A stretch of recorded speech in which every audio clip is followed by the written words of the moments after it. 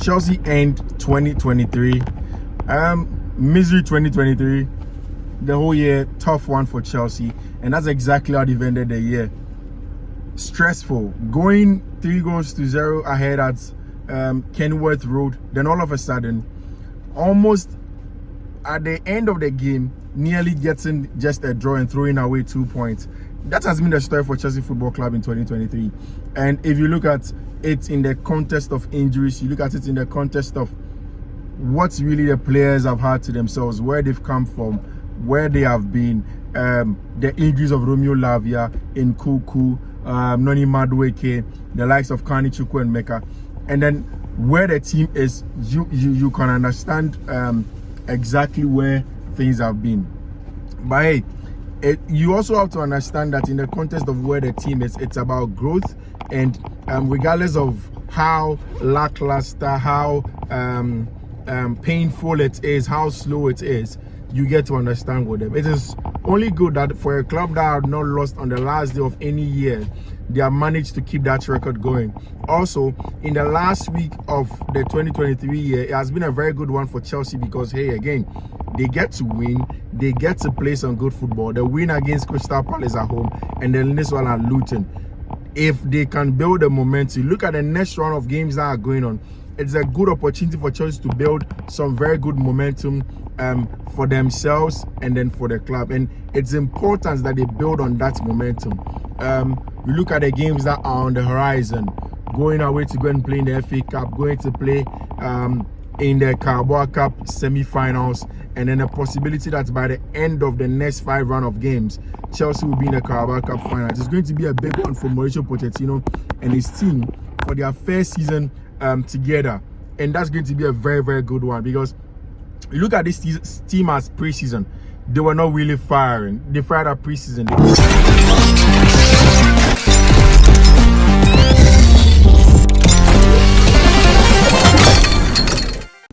Managing to recover players like Romeo Lavia getting back and then they getting back injured again. The issue of Enzo Fernandez, Pochettino not playing to suit exactly how the Chelsea players would love to play.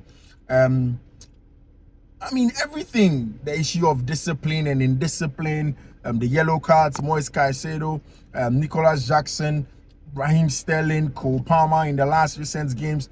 Then the injury of Reece James. It has been a mystic kind of year. It has been mysterious. It has been up and down. It has been lackluster. It has been stop-start. It has been something that everybody wished that it passed. But the end to it has been brilliant. And then almost everybody would hope that the year ahead becomes a very good one for the club, for Pochettino and for the team. I mean, if you look at how they played in the first half against Luton Town at the Kenwood Road, it was brilliant for Chelsea. They dictated the pace of the game. Cole Palmer, Noni Madueke. And again, for a lot of people who ask questions about Noni Madueke, you remember I told you in previous videos that one of the biggest issues that I saw in Noni's game was the fact that, yes, he's a brilliant player. He had a lot of talent. But Pochettino wanted to see the defensive side of the game. He saw it against Crystal Palace, and he awarded him a start against Luton Town, and then he scored a goal too. That's exactly what you get. I never question Mauricio Pochettino's man management. That's something I never question. When it comes to the player he has to play, he's not playing. He's not like a Tuchel sometimes that holds grudges with players. Pochettino is somebody that goes ahead, gets the job done, play players who deserve to play. When he wants to see something, he gets you to do what you want to see, and then he plays you. It's the same way when he started the season was playing Ben Chilwell as a winger, because he wanted that defensive job for Mudryk. Mudryk wasn't giving him. Then he played Benjamin Chilwell in there. Now Mudryk is going to get that. Once Benjamin Chilwell returns, still Mudryk is going to play, and you're going to get a proper fullback. Then you can have 2 left-footed centre-backs in Bernard Belashile and Levi Kowa. So it is something that you see with the team, and I think that they are growing. In retrospect, yes, there are bad results. You look at the loss to Aston Villa. You look at that to Nottingham Forest. You look at the one that happened again at the Bridge. They were all like tough things that Chelsea shouldn't have come into. But hey, it's a process. It goes step by step. It goes slow by slow. And with time, it's going to come together. 2023 has ended with a good win. Yes, it was a little bit worrying and nervy at the end of the game.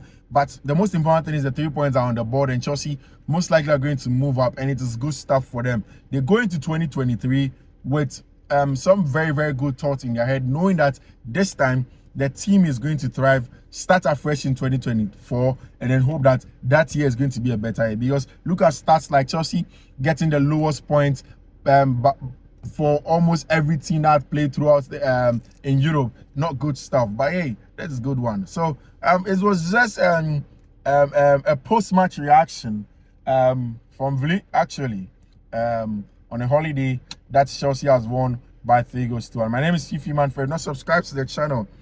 Do you want to subscribe to the channel? Loss at Stamford Bridge was against Brentford in a 1-0 loss. Since then, Chelsea had gone on to win 3 and had drawn 1. The one draw was against Manchester City. And again, in the Carabao Cup, over a span of about 10 years, Chelsea had just lost once. And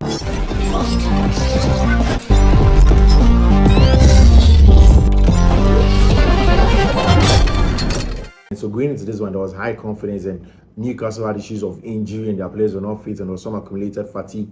They had been bundled up out of Europe and the psyche of the team and whatnot. And I knew that Chelsea were going to dominate play, but it was what they were going to do with play and exactly how he wanted to do what he wanted to do with the team that he had. I mean, Chelsea went into this game. I don't think that Enzo Fernandez should have started. I think this is one of those games where Mauricio Pochettino misprofiled Enzo Fernandez. There was no way Enzo Fernandez should have started in this game. It should have still been Conor Gallagher, Moise Caicedo. Then you start with Mihailo Mudryk and then Raheem Sterling. But my thinking is that just maybe he wanted to get the best out of Raheem Sterling from the left-hand side so that he can cut in onto his right foot and not really take a lot out of him on the left-hand side. And that's exactly what he went in for. But when he went in for that, in the first half, Chelsea created some good chances.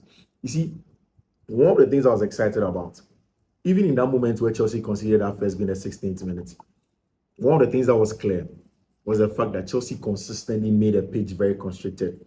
The two centre-backs never really backed off. Consistently, they were making the pitch constricted, pushing up, very aggressive, winning those aerial duels, and then those balls. When that ball went wide to Levi Cole, and then he sent in that pass to Moise Caicedo, Caicedo couldn't control. You know, it was a heavy pass, very heavy pass. Caicedo's body orientation before the pass came again wasn't the best. And immediately that did happen. You knew that Chelsea were going to be in trouble. Yes, the two centre-backs communicated very well, with Thiago Silva stepping into the danger first and Benoit reading the game. Benoit read that ball excellently. It is just that bit about people not liking left-footed centre-backs. They knowing that they won't clear the ball. They will want to turn around. They are more flamboyant. They want to turn around and recycle play. Benoit wanted to do that. The ball just took a ricochet off his feet. I don't think that was an error. I just think that was an accident, right? So that's it. And then Chelsea conceded the first goal. But from then until the time Chelsea equalized, it was sustained spells of pressure consistently. They will go, it doesn't work, they come back, they recycle play, Moise Caicedo. People ask, why did Mauricio Pochettino took Enzo Fernandez on? I mean, that change was brilliant. He wanted to have extra legs in central area. So you bring Armando Broja into central area, bring Cole Palmer into central area. Now, this will allow Cole Palmer to roam a little bit more central. Again, the Chelsea team stuck together consistently, counter-pressing, being brilliant with their ball, keeping their shape. And I think one of the things that I saw in this game that made me really excited was the fact that Chelsea actually really did keep their shape against Newcastle today. They consistently kept their shape. They made sure that in those zones where they were going after those balls, they'll keep their shape. The 3-2-5 was going to be the shape. In fact, it actually became 2-3-5 in that zones where you had Thiago Silva and then Caicedo dropping in between the two. Then you have two number 18 between them. Then the 5 attackers in. And I think that one of the brilliant changes that Mauricio Pochettino did in this game was when he brought on Malo Gusto. No, when he brought on Malo Gusto, Gusto was playing on the left-hand side. That really didn't do much because Axel Disasi was there and Gusto was playing on his weaker foot. You don't get the best out of Gusto from there. Now, it is what he actually got from the team to take off Axel Disasi, play Malo Gusto on the right-hand side, then bring on Ian Matheson to go and play on the left-hand side. Ian is more comfortable to play as a left wing back in that zone. He went to play on that side. Gusto came on the right-hand side. Then Gusto went in with the crosses. The first one, Livramento nearly scored an own goal. The ball took a ricochet off Then Chelsea came back again, and then the second one, Chelsea were able to get a goal again. I've said that in past games that Mikhailo Modric is growing in confidence. He's beginning to believe in himself, and you see it when you watch him that now he goes after balls. Now he doesn't really shy away. He's much more involved. He feels more comfortable. He's relaxed in the team, and he knows that he's going to get things done. And that's exactly what you saw in there. I loved Moise Caicedo. It's one of those games again where Moise Caicedo will not be spoken about because yes, he was bought for 100 million, and the people were expecting to score long ranges and salvage the team. Moise Caicedo is not a Declan Rice. He is brilliant at what he do in terms of build-up play. He was brilliant at it today, picking the ball in those pockets under pressure, under a lot of stress on a half turn, playing forward, never going for the lateral balls, consistently being vertical against a team that had a lot of central blockade in central areas. And I think that this was one of the most difficult games that Chelsea have played because now you're playing against a team that's more disciplined and also have very good technical quality in defense. Now, it was about how Chelsea were consistently going to recycle play, how they were going to pick up balls, how they were going to be patient and stay very disciplined in attacking term. And I think they did exactly that. And you see, every day when somebody asks me what's the importance of XG in games like this, XG is about processes. XG is about growth. XG is about measuring where you are and how good you can be with respect to time. And I think that this is one of those games where Chelsea didn't create clear-cut chances, but then you could see that they came close. They had sustained spells of pressure, and they knew exactly what they wanted to do in the attacking third. They weren't too fluid. And mind you, that was one of the things I've raised in recent times about Pochettino setups, especially when Chelsea are playing against a low block, is the excess fluidity. I mean, you need a fluidity in some form of rigidity. The team has to be rigid, but there's supposed to be fluidity in there. This is what I mean. There's supposed to be a rigid structure. The structure where, let's say, you are going in the later part of the game, it was a 2-3-5 for Chelsea. Now, you need that shape. You need that rigid shape. But the players are supposed to be moving, but consistently in that shape. And that's what the guy likes, like Ange Postecoglou calls the fluid rigidity. And it was important, keeping the fluid rigidity in a game like this season, because you lose the ball in certain areas. If you don't counter press in a very good shape or structure, then you are counter attacked, then you're in trouble. Again, I don't think that the goal that Chelsea considered in the first 60 minutes, the Callum Hudson goal was something like that. No, that was just Chelsea had everything under control. Bedashile had that thing under control. In fact, on the time where Leverkusen got the ball, it was under control to Caicedo under control. Caicedo wasn't able to control. I'm sorry. Down the ball goes in there. Bedashile is able to control the ball, but then doesn't do that for long. Takes a ricochet off his standing feet, and then he's in trouble. In there.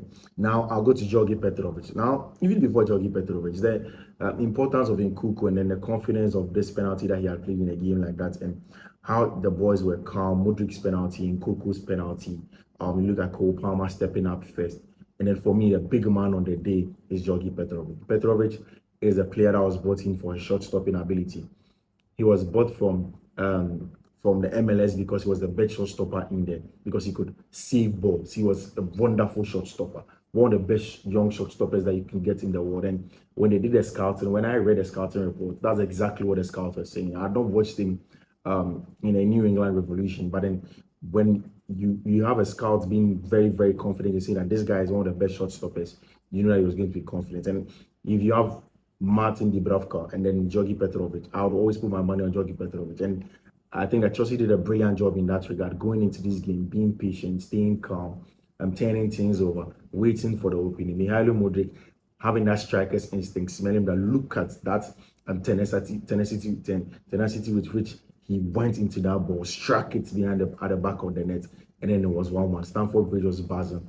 But I love the fact that the boys were calm, they were disciplined. I think that for me, that's the highlight of the game. The patience, the calmness, the discipline, waiting for the openings, getting the job done, taking the game into the penalty shootout, making sure they get an all-important thing. So Chelsea have done exactly what they want to do. And you see the Carabao Cup presents itself as one of the most possible trophies that Chelsea can get this time, especially en route to Europe. And this is one that they would want to win. They've done a very good job. It's going to help a lot of their psyche and their mentality, because they go into games knowing that they can score in the 95th minute, 93rd minute, 92nd minute, and then they believe that they have the players to turn things around. It's a good one. At the end of the game, however, Enzo Fernandez was seen crying and being consoled by the Chelsea players. I'm hearing that Enzo Fernandez was taken off just because he felt ill. He was ill in that game. That's what was taken off. So yeah, that was a good one for Chelsea. It is an exciting. Come on.